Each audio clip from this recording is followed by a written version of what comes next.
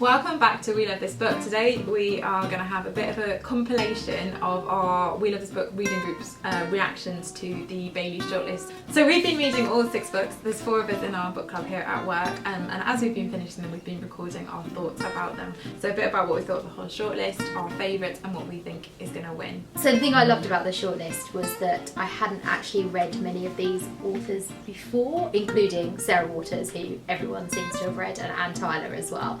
I was really intrigued by the shortlist as a whole. I wasn't familiar with a few of the authors on it, and the ones I was familiar with, like Sarah Waters and Anne Tyler, were people I hadn't actually read. So it was a great opportunity for me to find out some new books.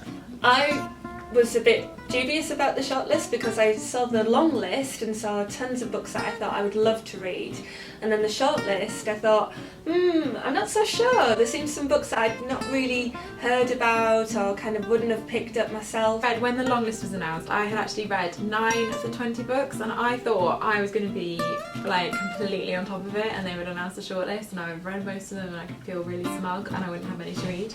And then they announced the shortlist, and I only read one of them, which is the Ali Smith. So I suddenly had to do a mad scramble to get through these really quite large books. But I really enjoyed it, and I ended up reading books that I wouldn't have read. I think my personal favourite is Anne Tyler, Spool of Blue Thread.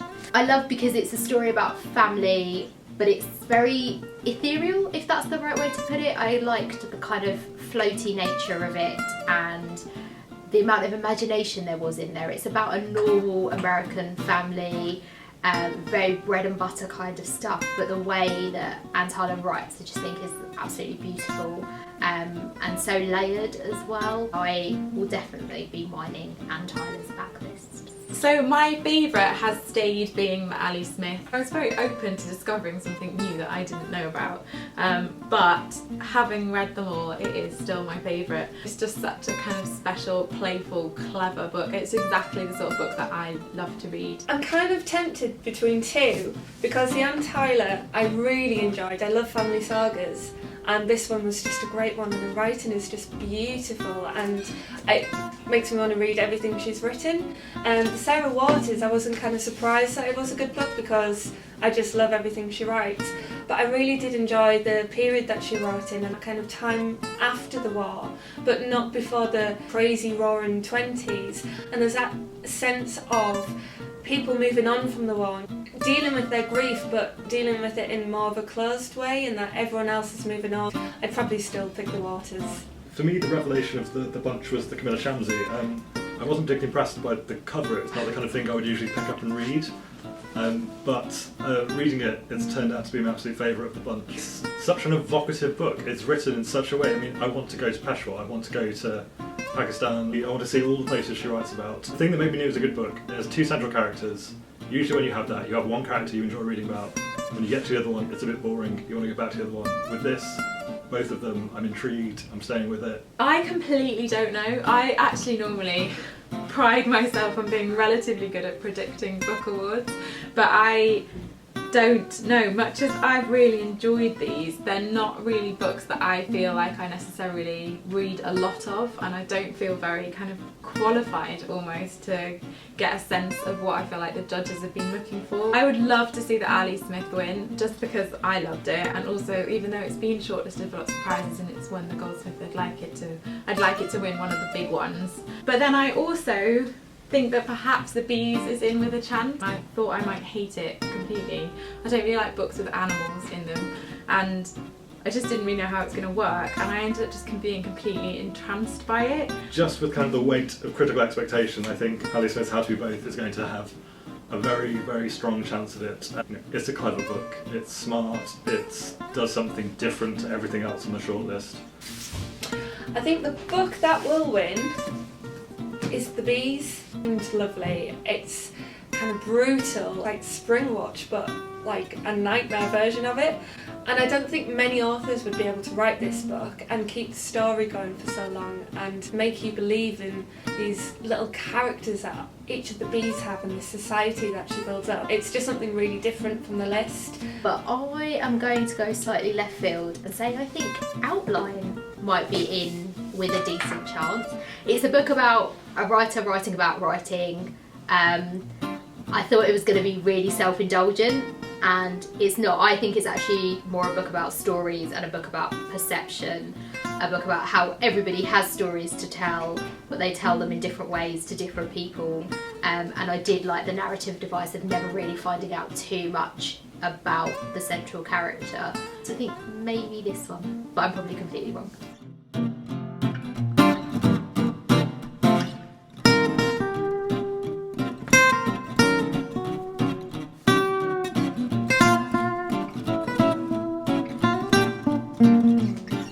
Yeah, so I guess this would be my rough order. Shamsie, as I say, just evocative and gripping. The bees, actually let's swap that. Sorry, last minute decision. And Tyler, yeah, beautifully written, kind of just this lightweight, kind of effortless prose. Really interesting look at how we tell stories about ourselves. It didn't always ring true, and I preferred it kind of the deeper into history it went and the more it revealed about itself. The bees, breathless, kind of thrilling. Rachel Cusk, I have a pet hate of writers talking about writing all the time. Oh, I think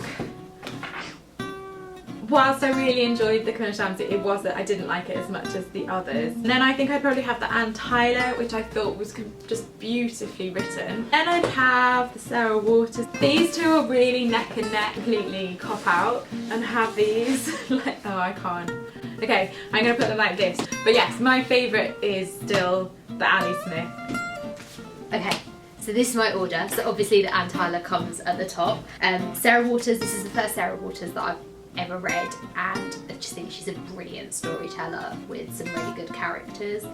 Followed by Outline, The Bees, and then Kamila Shamsie, A God in Every Stone, which I thought was a beautiful book with gorgeous descriptions, really vivid, but I just felt it didn't come together as a whole, and I so desperately wanted to love it, and perhaps my expectations were too high. I felt like a lot of the books tackled the issue of women trying to find a place or to fit in. So The Bees is all about a bee trying to find her place in a very classist system. The Paying Guests really tackles the problem of women who during the First World War gained a degree of independence, who then after the First World War, when all the men returned and went back to work as normal, then had to try and reconsider their positions and try and fit back into their old roles. A God in Every Stone didn't really stand out to me. I kind of thought it was a great story, but I didn't think about it enough after I'd finished reading it. Outline again was really clever. The Bees, I mean, even though I thought it was brutal and I couldn't really eat while I was reading it because I was just a little bit put off and felt a little bit sick, I still just think it's a brilliant book that a lot of people would really enjoy. Spool of Blue Thread, I think a lot of people will see their families in this family. That kind of thing of families, oh yeah, our family doesn't really have any stories, and then you discover tons and tons of stuff just by the fact people don't really talk to each other in families, and they should. But I think if I was, for me to give people a book from this list, I'd be giving everyone this one, just because I know a lot of people who will love reading it, and it's my personal favourite. But yeah, I still think The Bees is probably going to nab it. Ta-da! One thing I really like about prizes is that it just encourages you to read things that you wouldn't necessarily read. When I've gone to the effort to read a whole shortlist, I've always found a book that I've really, really enjoyed or been impressed with that I wouldn't have read otherwise, so I'm really glad that I kind of went to the effort of reading all of them. I think anybody who was looking for a prize to read the shortlist of would really enjoy this one, and I think there's such a range of stories and ideas, and it will interest a lot of different people who are into different stories and books. I think I want to read every Bailey shortlist kind of going forward. I don't usually get through the whole lot, but I think I will make it a priority now. You can't have enough prizes shouting about good quality books. I probably would never have had the impetus to go and pick up A God in Every Stone without having this shortlist, without being asked to kind of look at all the books on it. And so I'm glad that's happened. We hope you've enjoyed listening to what we've made of the shortlist. We'd love to hear what you thought about it, so get in touch in the comments below or tweet us at We Love This Book and let us know what you think is going to win.